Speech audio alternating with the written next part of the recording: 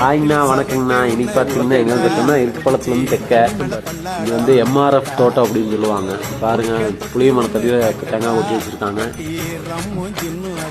பாருங்க ஒரு 10 வண்டி காய்க்கு மேலே இருக்குது. நாங்கள் ஒரு 15 பேர் இருந்துருக்குறோம். எல்லாரும் ஊற்றிட்டுருக்குறோம். அது வரமாட்டேங்குது.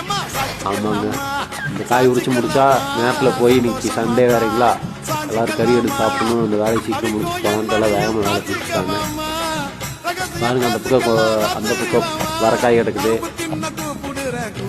வரக்காயில் 2 பேர் ஓட்டுருக்காங்க. அவங்களும் இந்த பச்சை காய் உரிக்கக்குள்ள அவங்களும் காயை உரிச்சு முடிச்சிருவாங்க.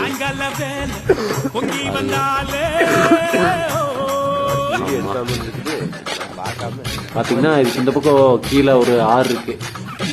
இந்த வழியில் கீழே போனோம்னா பாருங்க, பாருங்க இந்த வழியில் கீழே போனால் ஆறு இருக்கும். ஓகேங்க, பாய்.